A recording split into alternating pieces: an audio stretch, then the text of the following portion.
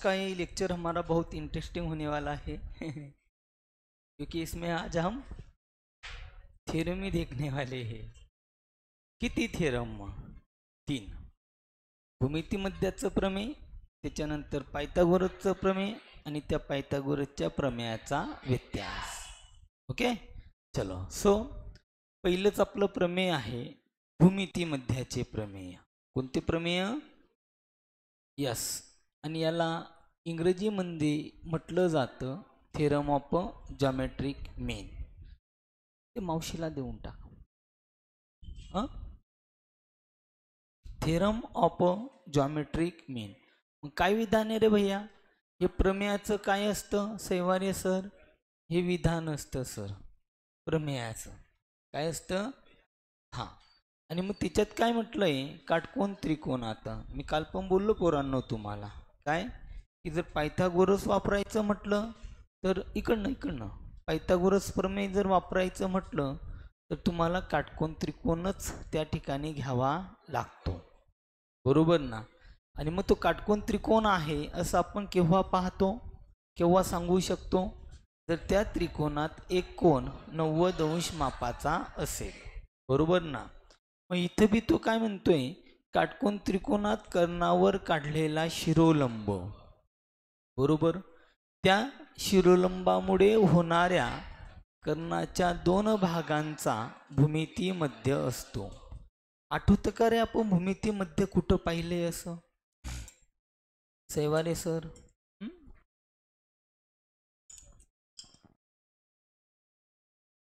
बरोबर ना? 9वीत गुणोत्तर प्रमाण या प्रकरणामध्ये आपण पाहिलेलं आहे, बरोबर. आता इथे बी आपल्याला तसंच घ्यायचंय. जो भूमितीमध्ये असणार कृष्णा त्याचा करायचा वर्ग. काय करायचा? वर्ग. निपान विधान त्या शिरोलंबामुळे होणाऱ्या कर्णाच्या 2 भागांचा भूमितीमध्ये असतो. म्हणजे आता बघ, तुम्हाला आकृती काढल्यावर लक्षात येणार. मग आपण डायरेक्ट काढू आता आकृती. बघ, समजा मी पहिल्यांदा काय काढून घेतो रे भैया? एक काटकोन त्रिकोण. ओके, नाव तुम्ही त्याला कोणतेही दिले तरी चालेल, बरोबर. याला समजा ए दिला, याला बी दिला. आता तुम्ही म्हणाल की सर आपण आहे ना मागचं जे प्रमेय पाहिलं काटकोन त्रिकोणांची समरूपता, त्याच्यामध्ये आपण पी क्यू आर नावं दिलेली आहेत. जरा सोपं होईल आम्हाला पी क्यू आर जर दिली तर, बरोबर ना? मी काय म्हणतो, याला पी, याला क्यू आणि याला आर, आणि इथं काय दाखवून देतो? काटकोन. म्हणजे आता हा काय झाला रे? काटकोन त्रिकोण झाला, बरोबर. आता दिलेलं जे विधान आहे आपल्याला प्रमेयाचं, त्याच्यावरनं आपल्याला पक्षाने साध्य घेता येणार आहे. काय घेता येईल?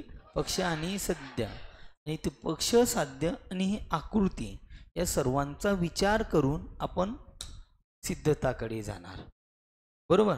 त्याच्यासाठी तुम्हाला पहिलं प्रमेय कोणतं? काटकोन त्रिकोणांची समरूपता हे येणं महत्त्वाचं आहे. याची तुम्ही प्रॅक्टिस केलेली महत्त्वाचं आहे, कळलं का? ओके. मग आता पहिल्यांदा तो काय म्हणतोय? काटकोन त्रिकोणात. कशात? काटकोन त्रिकोणात. आता काटकोन त्रिकोणात म्हणजे काय? कसं घेणार तुम्ही? मी इथं पहिलेच म्हणणार पक्ष. मग तो त्रिकोण घेऊन टाकायचा सैवारे सर. जे त्रिकोणाला आपण ऋषी काय दिलं असेल नाव, हे पुरींनो कळते ना, तो घेऊन टाकायचा. म्हणजेच मी काय म्हणणार? त्रिकोण पी क्यू आर मध्ये कोणता कोण रे? कोण पी क्यू आर बरोबर 90 अंश. कोण पी क्यू आर काय आहे तुमच्याकडे? 90 अंश आहे.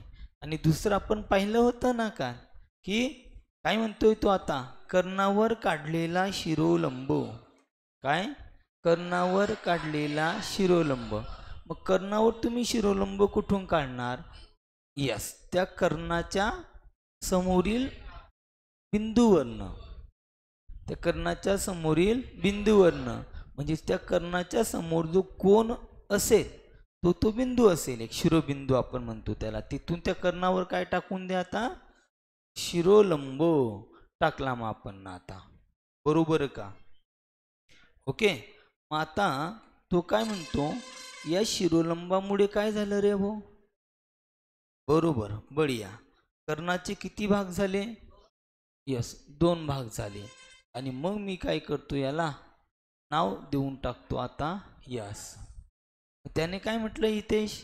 त्या शिरोलंबामुळे होणाऱ्या कर्णाच्या 2 भागांचा भूमितीमध्ये असतो. मग जो शिरोलंब आपण टाकला की नाही, त्याला भूमितीमध्ये म्हणायचा. काय?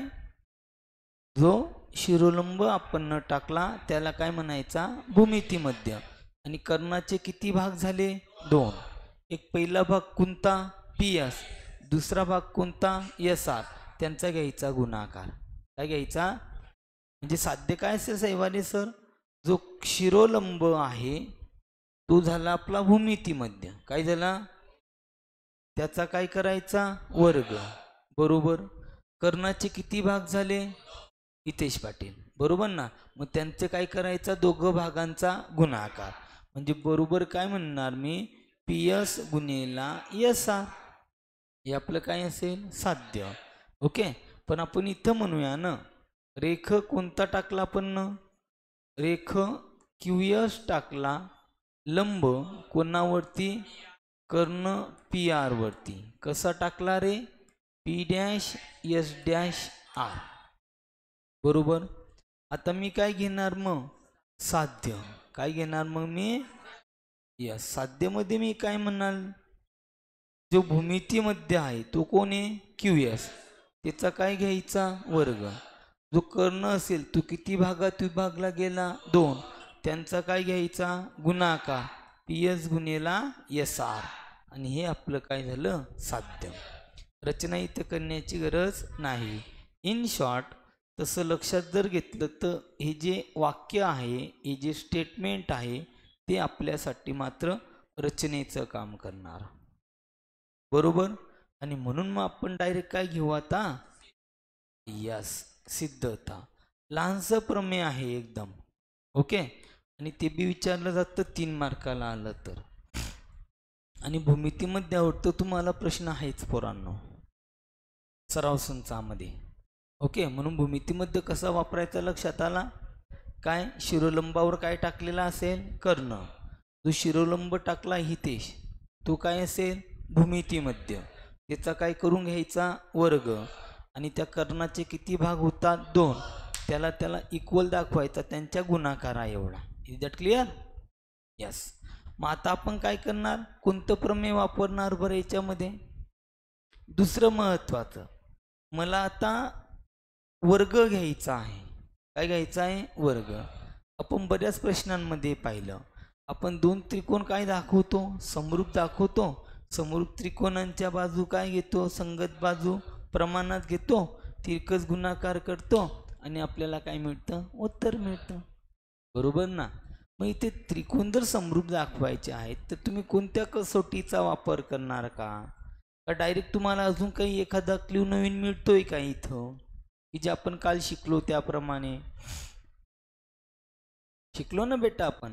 जर काटकोन त्रिकोणात कर्णावर काय टाकलेला असेल? शिरोलंब. तर आपण प्रमेयने पाहिलं का काल काटकोन त्रिकोणांची समरूपता? काय होतं आपलं प्रमेयाचं नाव कालच्या पहिल्या? समरूपता आणि यस, म्हणजे त्याला म्हणतात काटकोन त्रिकोणांची समरूपता. काय म्हणतात? काटकोन त्रिकोणांची समरूपता. मग आपण 3 त्रिकोण तिथे समरूप दाखवले होते. जे 2 नवीन तयार झाले होते ते कोणाशी समरूप दाखवले होते? मूळ काटकोन त्रिकोणाशी. आठवतंय? बघ आता प्रतिक्या वाचून येत जाय. पहिला त्रिकोण कोणता तयार झाला रे? P S Q. हा काय असेल रे? समरूप. दुसरा त्रिकोण कोणता? Q S R. हा काय असेल रे? समरूप. आणि सगळ्यांमध्ये जो मूळ त्रिकोण असेल तो कोणता आहे? P Q R. बरोबर. मग याच्यापैकी काय करायचे? जे 2 नवीन त्रिकोण एकमेकांशी काय समरूप ते घ्यायचे. बाजू काय घ्यायच्या? प्रमाणात. तिरकस गुणाकार. उत्तर मिळेल तुम्हाला. कळलं? पण तुम्ही काटकोन त्रिकोणांची समरूपता केव्हा वापरणार? जर तुम्हाला त्रिकोण पी क्यू आर मध्ये कोण पी क्यू आर हा काय असेल? 90 अंश आणि रेख कोणता QS हा लंब असेल कोणावरती कर्ण PR वरती, याला तुम्ही म्हणू शकतात पक्ष. काय म्हणू शकतात पक्ष. आणि मग तुम्ही इथं म्हणणार काटकोन त्रिकोणांची समरूपता म्हणजेच कोणता त्रिकोण, त्रिकोण PSQ हा समरूप असेल कोणाशी, त्रिकोण QSR शी. हे दोघं त्रिकोण समरूप असतील कोणाशी, त्रिकोण PQR शी. समीकरण नंबर 1. आणि याला कारण तुम्ही देणार काय, काटकोन त्रिकोणांची समरूपता. काय म्हणणार, काटकोन त्रिकोणांची समरूपता. काही अडचण. आणि मग आपल्याला माहिती आहे आपण दोन त्रिकोण घेणार, त्यांच्या संगत बाजू प्रमाणात दाखवणार. तैवारे सर रेग्युलॅरिटी महत्वाची आहे, म्हणून मी काय म्हणणार, त्रिकोण कोणता PSQ समरूप त्रिकोण कोणता QSR. किती वरून घेणार, 1 वरून. किती वरून, 1 वरून. आणि म्हणून आपल्याकडे कारण काय आता, समरूप त्रिकोणांच्या संगत बाजू प्रमाणात असतात. QSचा काय रे, वर्ग. QSचा काय आहे, वर्ग. म्हणून पहिली बाजू मी अशी घेणार, कोणती, QS घेणं बघूया. QS एकास एक संगती. इकडचा कोणता घेणार मग, RS बरोबर. आता इकडे हा QS येणार, म्हणजे याचा अर्थ आपल्याला इकडे घ्यावा लागेल PS आणि इकडे घ्यावा लागेल QS न रे. ओके. आणि मग आपण इथं कारण काय देणार, समरूप त्रिकोणांच्या, काय म्हणणार, समरूप त्रिकोणांच्या संगत बाजू कशा असतात, या समरूप त्रिकोणांच्या संगत बाजू प्रमाणात असतात. आणि आता त्यांचा करायचा तिरकस करू मग. चलो, कोणी कोणाला गुणणार, QS ने या QS ला गुणा आणि RS ने या PS ला गुणा. बरोबर. मग मी इथं म्हणणार QS गुणेला QS बरोबर PS गुणेला काय, PS गुणेला कोणता येतो, RS आहे. पोरींनो लक्ष द्या. आणि याला तुम्ही म्हणणार काय, तिरकस गुणाकार. काय म्हणणार, काही अडचण. मग आता आपण काय करू रे, QS गुणेला QS काय झाला, QS चा वर्ग बरोबर PS गुणेला RS. जे साध्य झालं त्याच्याप्रमाणे आलं का, पहा बरं कुठे नाही. PS पुढे आहे, SR पाहिजे, तिकडे काय घेतलंय आपण, RS. म्हणजेच तुम्हाला म्हणायचं असेल तर तुम्ही इथं काय म्हणणार, QS चा वर्ग बरोबर PS गुणेला SR. PS गुणेला SR. आणि हेच तुमच्यासाठी काय असणार आहे, साध्य. काही अडचण कुणाला, समजलं. ओके, व्यवस्थित कर. मग आता कोण कोणाचा भूमितीमध्ये असेल बरं, अरे कोण कोणाचा भूमितीमध्ये मी किती वेळा सांगितलं, जो शिरोलंब टाकला तो काय, अरे पुराव, जो शिरोलंब टाकला तो काय, कोणाचा भूमितीमध्ये असेल, पुऱ्या PR चा असेल का रे, सैवारे PS आणि SR चा. कोणाचा असेल, PS आणि SR चा. म्हणून तुम्ही इथं म्हणू शकतात रेख QS हा कोणाचा, रेख PS आणि रेख कोणता, रेख SR यांचा काय आहे, यांचा भूमिती मध्य आहे. काही अडचण, समजलं प्रमेय. जाऊ दुसऱ्या प्रमेयाकडे. दुसरं प्रमेय कोणतं आहे आपलं आता, पायथागोरसचे प्रमेय. सोपं होतं ना. चलो, इझी एकदम.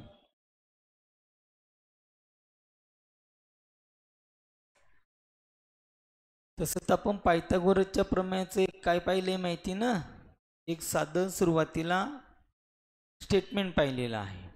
ठीक आहे. आता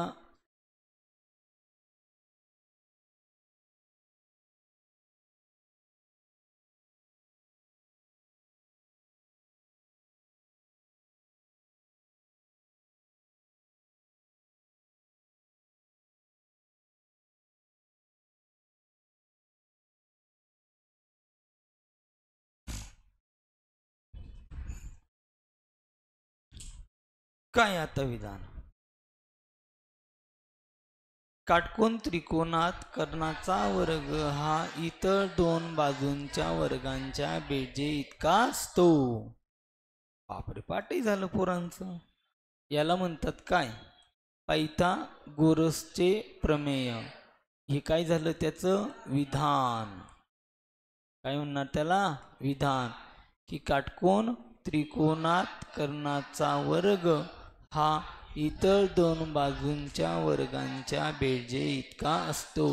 सगळ्यात पहिल्यांदा काय काढून घ्यायचा, काटकोन त्रिकोण काढू. मग हे पाहता आपण काटकोन त्रिकोण काढू. काय काढू आपण आता, काटकोन त्रिकोण.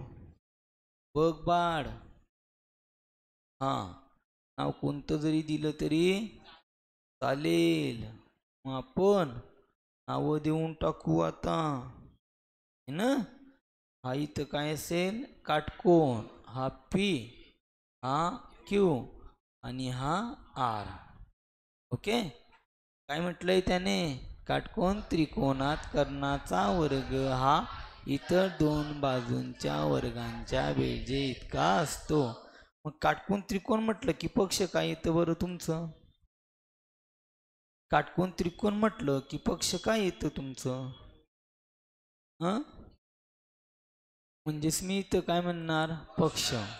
त्रिकोण कोणता रे, पी क्यू आर मध्ये कोणता कोण रे, कोण पी क्यू आर. हा किती रे, दॅट्स इट. हे काय झालं, पक्ष. साध्य कोण सांगेल बरं, काय सांगणार तुम्ही साध्य, कोण सांगेल साध्य. मग पी आर वर्ग बरोबर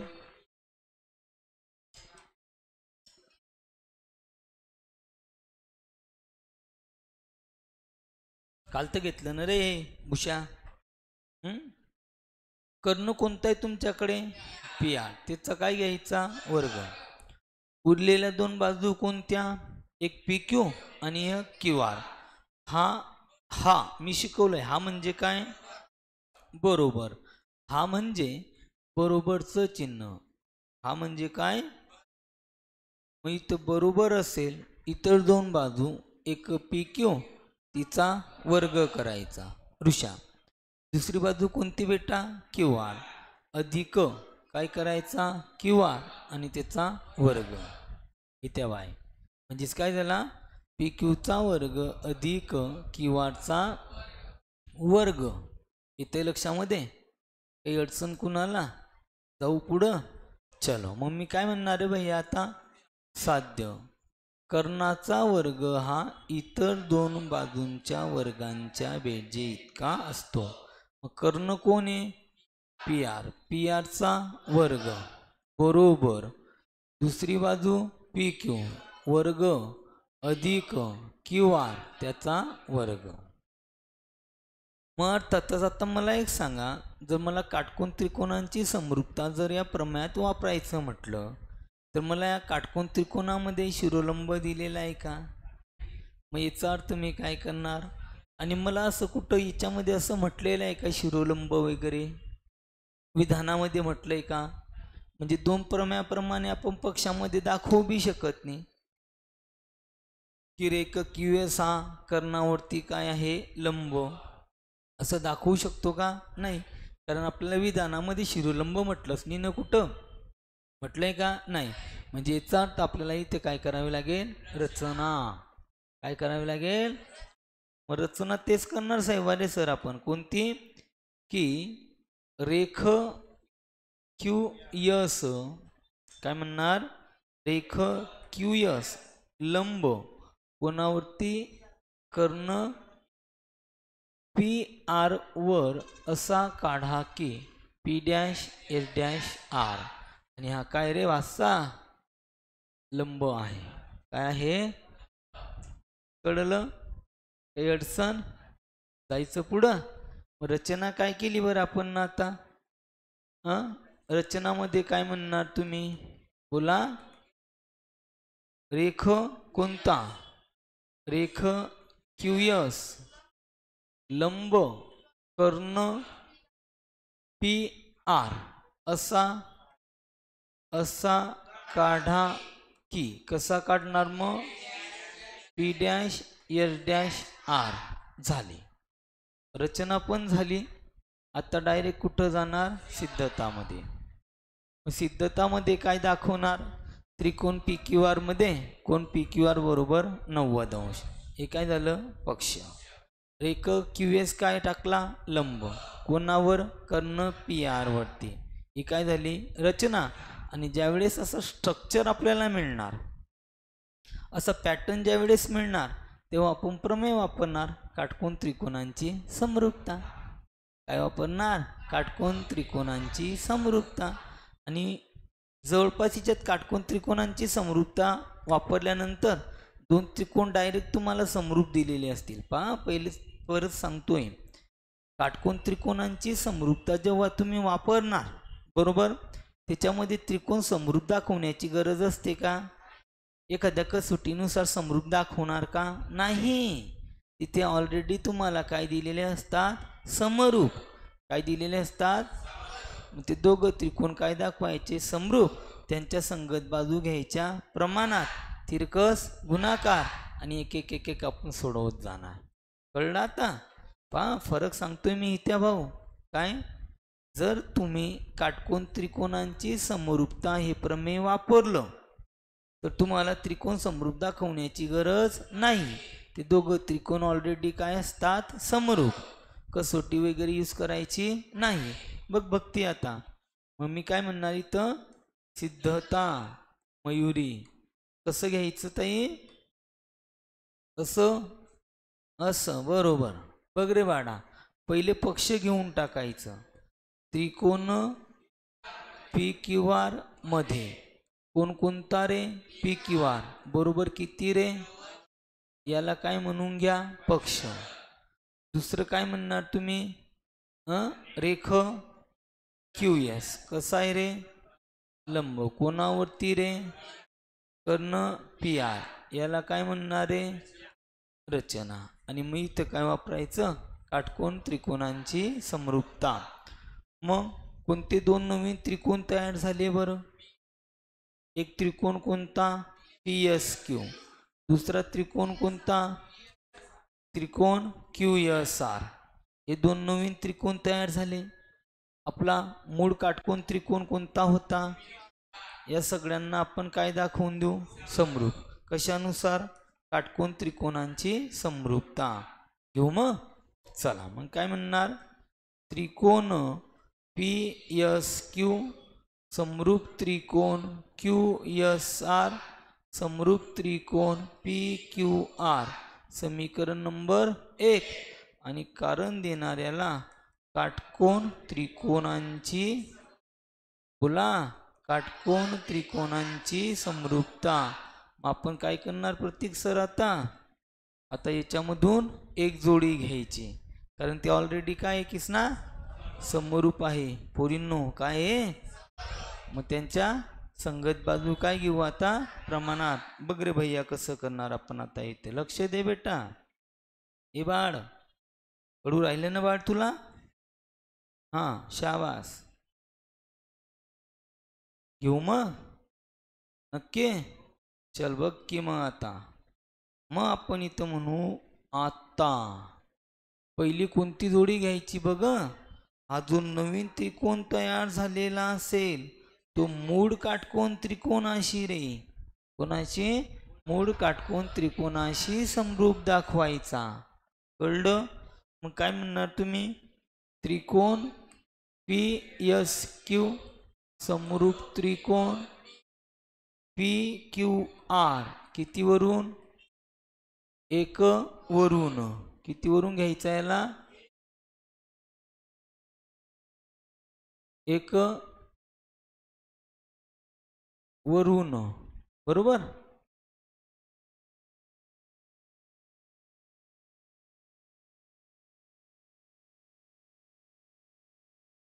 हो रे बाबा. चलो इथं नाव देऊन टाकतो मी आता याला. मी ना, तुम्ही जर आपलं यूट्यूब चॅनल पाहत असाल तर मी सुरुवातीला ज्यावेळेस नवीन नवीन व्हिडिओ बनवत होतो तेव्हा मी हाताने लिहून टाकलेले व्हिडिओ आहेत. बरोबर. त्याच्यामध्ये प्रमेय मी घेतलेले आहे तिथं पण यूट्यूबला. आणि लक्षामध्ये ते पण पाहू शकतात. तुम्हाला सांगितलंय आपल्या हॉट्सला यायला सुरुवात करून टाकायची. वॅकेशनमध्ये कंप्लीट ते झालेच पाहिजे. ठीक आहे. हां, आता इथं कितीवरनं घेतलं मी बरं? 1 वरून. मग काय रे आता? समरूप त्रिकोणांच्या संगत बाजू काय असतात? समरूप त्रिकोणांच्या संगत बाजू प्रमाणात असतात. आता अशाच बाजू घ्यायच्या की तुम्हाला त्यांचे वर्ग मिळाले पाहिजे. मग आता मला एक सांगा नाही तर पी क्यूचा वर्ग मिळू शकतो आपल्याला. बघ, पहिलं एकास एक संगती. पहिला काय घेतला मी? P Q. एकास एक संगतीनुसार पी क्यू घेतला. मग मी कसा घेतला पी क्यू दिसतोय तुम्हाला? पहिलं अक्षर तिसरं अक्षर. लक्ष दे. पहिलं अक्षर तिसरं अक्षर. इकडे पहिलं अक्षर तिसरं अक्षर. काय असेल? बरोबर. आता मला हा पी क्यू छेदात यायला पाहिजे, तरच तर त्यांचा तिरकस गुणाकार करून काय होणार? वर्ग. माहिती ना? एक जर अंशात असला तर दुसरा कुठं यायला पाहिजे? छेदात. एक कुठं असेल? अंशात. तर एक कुठं यायला पाहिजे? छेदात. तशी एकास एक संगती घ्यायची. मग इथं कोण घेणार? P S. आणि छेदात काय म्हणणार तुम्ही? P Q. आणि कारण देऊन टाका समरूप काय? समरूप त्रिकोणांच्या संगत बाजू कशा असतात मग? यस, समरूप त्रिकोणांच्या संगत बाजू प्रमाणात असतात. काही अडचण? तिरकस गुणाकार. पी क्यूने कोणाला गुणणार तुम्ही? पी क्यूला. पी आरने कोणाला गुणणार? पी एसला. मग इथं म्हणायचं पी क्यू गुणेला पी क्यू बरोबर काय म्हणणार मग? पी आर गुणेला पी एस. कारण काय देणार? तिरकस गुणाकार. काय म्हणायचं? यस. करा बरं मग गुणाकार काय येत होतं? पी क्यू गुणेला पी क्यू काय झाला? पी क्यूचा वर्ग झाला. बरोबर. पी आर गुणेला काय म्हणणार? P S. याला देऊन टाका मात्र आता समीकरण नंबर 1 का 2? 2 देऊन टाकू. चला, काही अडचणी कोणाला इथपर्यंत? जाऊ पुढं. ओके. मग आता काय? जसा हा घेतला आता तसा दुसरा घ्या. आता कोण घेणार दुसरा? तर यस. हा त्रिकोण कोणता घ्यायचा सैवारी सर? Q S R. तो कोणाशी समरूप दाखवायचा? त्रिकोण पी क्यू आर शी. मग इथं म्हणणार मी आता तसेच. काय म्हणणार? तसेच. त्रिकोण कोणता रे? क्यू एस आर समरूप त्रिकोण पी क्यू आर कितीवरून रे? 1 वरून. कितीवरून? 1 वरून. परत आपल्याला कारण माहिती आहे, समरूप त्रिकोणांच्या संगत बाजू काय असतात? प्रमाणात. आता कोणाचा वर्ग मिळेल तुम्हाला इथं पहा बरं. पी आरचा मिळतो का क्यू आरचा मिळतो? क्यू आरचा मिळणार. शाबास. असं लक्षात ठेवायचं बेटा. बरोबर. बघ मग आता इथेश एक क्यू आर कुठं पाहिजे? अंशात. आणि एक क्यू आर दुसऱ्या छेदात पाहिजे गुणोत्तरामध्ये. मग मी पहिले कोण घेणार? Q R. काय घेणार? Q R. छेदात इकडे काय येणार? P R. बरोबर. आता इकडे क्यू आर कुठं आहे? शेवटी. म्हणजे इथं काय घेणार? S R. आणि छेद काय घेणार? Q R. कारण काय देणार? समरूप त्रिकोणांच्या, बोला ना, समरूप त्रिकोणांच्या बरोबर संगत बाजू कशा असतात, प्रमाणात असतात. मग आता आपण इथं काय करून घेऊ, तिरकस गुणाकार काय करून घ्यायचा, करायचा. मग क्यू ने कोणाला गुणा, क्यू ला, पी ने कोणाला गुणा, एस ला. पामा आता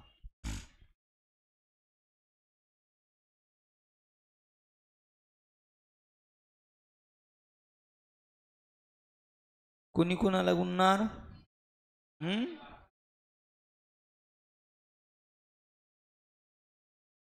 ठीक आहे. बोला मग आता क्यू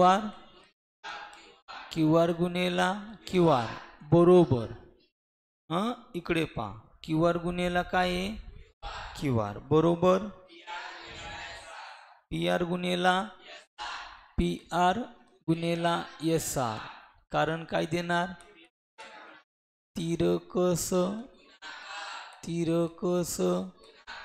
काही अडचण कुणाला, यांचा काय करून घ्या आता, गुणाकार.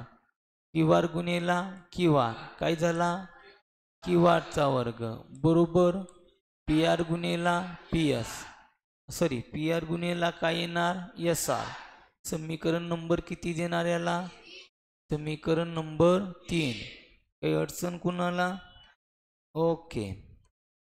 मग आता चेक करणार आपण साध्य काय दिलेलं आहे, काय चेक करायचं आता, साध्य काय दिलेलं आहे. या मग आता पहा, पहा बरं काय दिलंय साध्य तुम्हाला, सैवाले सर.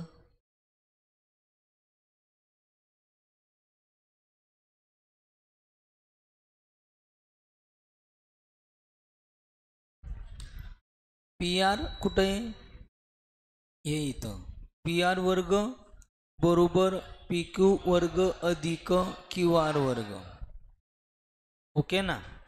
आता याच्यामध्ये तुम्हाला पहिल्या म्हणजे दुसऱ्या समीकरणामध्ये काय मिळाला, पी क्यू वर्ग काय मिळाला, हा पी क्यू वर्ग मिळाला. दुसऱ्या समीकरणामध्ये काय मिळाला रे, क्यू आर वर्ग बरोबर का. आणि साध्यमध्ये जर तुम्ही पाहिलं तर यांचा काय दिसतोय तुम्हाला, पी क्यू वर्ग आणि क्यू आर वर्ग बेरीज दिसते, काय दिसते. आणि आपल्याला अजून पी आर वर्ग मिळालेला नाही, मात्र पी आर वर्ग मिळालेला आहे का, नाही. आपल्याला काय मिळाला, पी क्यू वर्ग आणि क्यू आर वर्ग. पण ते बी साध्यात आपल्याला त्यांची बेरीज दिलेली आहे. साध्यात काय दिलेली आहे, बेरीज. म्हणजे याचा अर्थ काय झाला, आता आपण बी समीकरण 2 आणि समीकरण 3 ची काय करू, बेरीज. तेव्हाच तर ते आपल्याला बेरजेच्या स्वरूपात दिसतील ना, कळते. मग इथं म्हणायचं आता काय, समीकरण किती, यस समीकरण 2 व समीकरण किती 3 यांची, समीकरण 2 व समीकरण 3 यांची बेरीज करून डाव्या बाजूत काय मिळवा, डावी बाजू, लक्ष द्या. उजव्या बाजूत काय मिळवा, उजवी बाजू. डावी बाजू काय होती मग याची, पी क्यूचा वर्ग अधिक याची डावी बाजू क्यू आरचा वर्ग बरोबर. इकडे काय आलाय पा, पी आर गुणेला पी एस काय होता, पी आर गुणेला पी एस अधिक इकडे पी आर गुणेला एस आर. आता इथं आपण मॅथ 1 मध्ये शिकलोय अवयव पद्धत, वर्ग समीकरणे सोडवण्याची अवयव पद्धत, आठवते का. आपण वर्ग समीकरणे सोडवण्याच्या अवयव पद्धतीमध्ये काय करतो, जर आपण त्यांचे दोन काय शोधले, अवयव शोधले बरोबर ना, आपण ते मधल्या पदाला स्प्लिट करतो, म्हणजे त्याचे आपण ते अवयव घेतो बरोबर. आणि मग त्याच्यामध्ये सामायिक काढतो, काय काढतो, सामायिक. तसं इथं पहा काय, हा पी आर आणि हा पी आर काय आता सामायिक आहे. याच्यामध्ये मला काही करता येणार आहे का रे, नाही.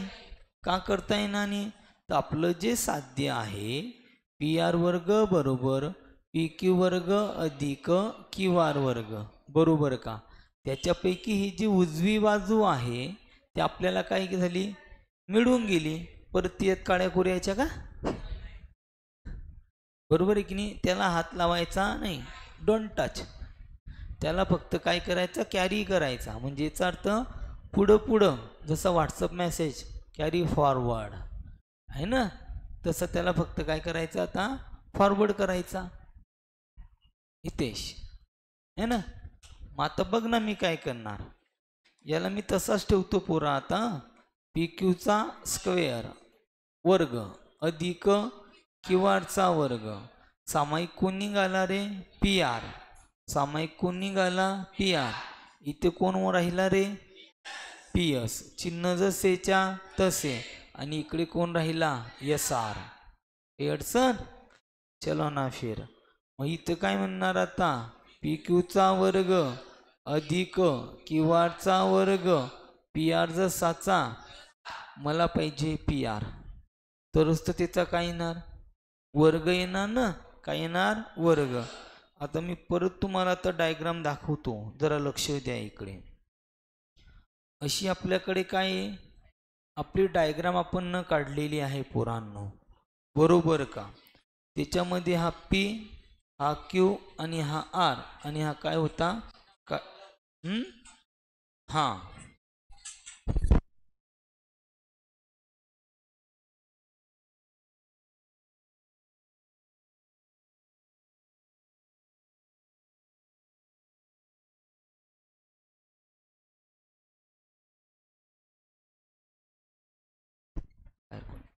ओके. मग मी काय करणार आहे, हा इथं काय टाकलेला आहे, मी लंब टाकलेला आहे, त्याला काय नाव दिलं होतं मी, यस. मग तिघ बिंदू काय आहे, एक रेषीय. म्हणजे बघ, मग पी एस अधिक एस आर दिसतोय का, हा पी एस अधिक एस आर काय होणार, पी आर. काय होणार, पी आर. कारण आपल्याला दोन कारण देऊ शकतात, P dash S dash R किंवा पी एस अधिक एस आर बरोबर पी आर. ओके. आणि मग मी काय करणार आता, पी क्यूचा वर्ग अधिक क्यू आरचा वर्ग बरोबर पी आर गुणिला पी आर, पी आरचा वर्ग. आणि हेच आपलं काय होतं, साध्य.